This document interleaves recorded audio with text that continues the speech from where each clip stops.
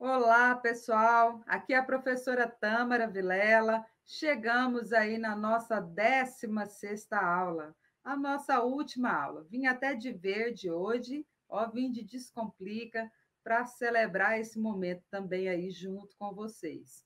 Eu vou falar sobre relações humanas codificadas. É um assunto que eu particularmente gosto muito, é tema das minhas pesquisas. E aí está estruturado em 4 grandes blocos de conteúdo. Primeiro, vou falar sobre o poder da inteligência artificial, mostrando algumas aplicações no dia a dia. Depois, capitalismo de vigilância. E aí vou para dilemas sociais e viés algorítmicos, principalmente em relação à raça. E no final, falo sobre ética, justiça social e diversidade em CETIC. CETIC é ciência, tecnologia, informação e comunicação, tá bom? Então vamos lá, começando com o poder da inteligência artificial. Eu trouxe aqui essa imagem que para mim tem muito significado e para a história também da inteligência artificial, que é uma imagem do Alan Turing, né? E tinha uma pergunta que guiava muito assim, os estudos, as pesquisas dele, que era o seguinte: as máquinas podem pensar? Esse era o raciocínio por trás de tudo que ele desenvolveu e ele criou grandes feitos, né? Fez uma grande transformação nessa automatização aí de máquinas e tudo mais, todo esse processo. E aí tem início, então, a filosofia artificial ali por volta de 1950, e ele desenvolveu, Alan Turing, o teste de Turing, né, que ganhou o nome dele. Esse teste, ele fazia o quê? Testava a capacidade da máquina de exibir um comportamento inteligente similar a um ser humano. O teste, o objetivo dele não era verificar quem acertou, quem errou, e sim o quanto as respostas, por exemplo, da máquina estariam próximas de um ser humano típico, a ponto, inclusive, de enganar outros seres humanos. Vocês podem ver que tem uma linha aí, essa linha é como se fosse uma barreira. De um lado tem um ser humano, de outro lado tem a máquina. E aí fazia uma certa competição, vamos colocar assim para ficar mais fácil. E aí, para poder testar esse nível de respostas, né? O quanto está mais aproximada aí de um ser humano. A abordagem da inteligência artificial, ela tem duas principais. A primeira, que é baseada em regras, essas regras, elas são determinísticas. Então, se acontecer isso, é para acontecer isso. Então, a gente fala muito é o se então, né? Se acontecer isso, então é para ter esse tipo de ação. Existe uma outra abordagem baseada em redes neurais, que é o seguinte: a própria máquina aprende um determinado comportamento, descobre sozinho, traz esses comportamentos à tona, né? E aí, para isso, em geral, precisa de mais poder computacional. E essa é a base de redes neurais. São essas duas bases. A inteligência artificial, é bom falar sobre 2 campos dela que estão, assim, muito em voga. O primeiro é o de Machine Learning, que é ML. Machine Learning é o aprendizado de máquina.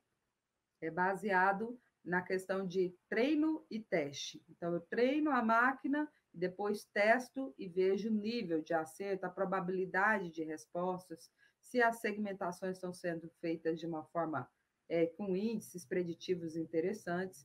E tem um outro mais aprofundado, que é o Deep Learning, que é o DL. Deep Learning é o aprendizado profundo, então envolve análises mais profundas para chegar aí a alguma conclusão. E aí vocês podem ver aí que tem uma linha do tempo também em relação a como foi evoluindo essas tecnologias e como que elas chegaram até aqui e estão presentes hoje no nosso dia a dia. Vou trazer agora algumas aplicações para vocês, porque tem aí as abordagens de aprendizado de máquina, do machine learning, que é o seguinte: tem a aprendizagem supervisionada, é quando eu faço a categorização ou a classificação a priori.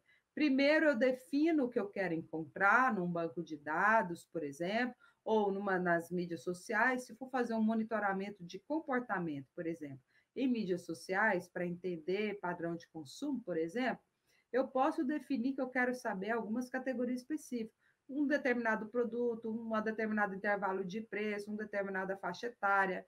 Então, essa seria uma aprendizagem supervisionada. As categorias, elas são imputadas na máquina antes, né? E aí tem algumas áreas, como reconhecimento de imagem. Para a máquina identificar o que é um gato ou o que é um cachorro e diferenciar uma da outra, ela precisa aprender um padrão. Como que ela descobre esse padrão? A partir de várias fotos que são colocadas ali para treinar, para ela aprender. Por isso que chama aprendizado de máquina.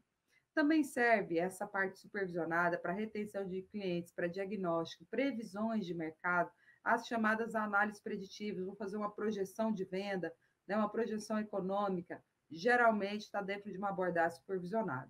A não supervisionada, ela é o inverso, é a máquina que me traz as categorias ou as classificações, ela roda e ela vai fazer as segmentações, vai encontrar os padrões e me retornar, né? Então, ela começa a trazer os atributos nesse sentido, a visualização desses atributos.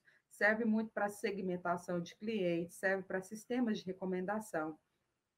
Então, por exemplo, quando você vai ali, por exemplo, de repente, quem já comprou aí na Amazon, seja um livro, né, ou algum produto da Amazon, ou algum desses marketplaces aí mais conhecidos, ou, por exemplo, não, eu tenho uma assinatura da Netflix, da HBO, Prime, ou enfim, do Google, ou seja do que for, né, dessas assinaturas de streaming, são baseados em sistemas de recomendação. Vocês podem ver que quando assiste um filme, na hora que vai assistir um outro, eles já indicam, provavelmente você vai gostar desse. Spotify, que é de música, também usa esse sistema de recomendação, porque ele vai aprendendo o seu padrão de música, o seu padrão de filme, o seu padrão de compra e começa a recomendar produtos que provavelmente são interessantes para você. E, por fim, a aprendizagem por reforço, que é muito ligado na área de games. As decisões acontecem em tempo real, tem navegação de robôs, aquisição de conhecimento evolutivo, certo? O que mudou aqui de uma imagem para outra? Nós tínhamos as mulheres calculadoras que faziam os cálculos balísticos na época da Segunda Guerra Mundial. Depois a calculadora, o que ela fez, essa calculadora, né, eletrônica? Ela automatizou um processo que era feito de forma manual. Então, vamos ver algumas aplicações, né, nessa automatização. Hoje já é possível fazer inferências a respeito de emoções no momento em que está se vendendo, apresentando algum produto, analisar as emoções ao longo do tempo de uma propaganda, também entender ali, fazer um reconhecimento de imagem e aí inferir a possibilidade de um diagnóstico, por exemplo, de câncer de pele. Tem também no monitoramento do campo questões de solo, temperatura, de irrigação, tudo pode ser controlado, principalmente com a IoT, que é internet das coisas, onde sensores captam essas informações e traz essas informações, né, em tempo real.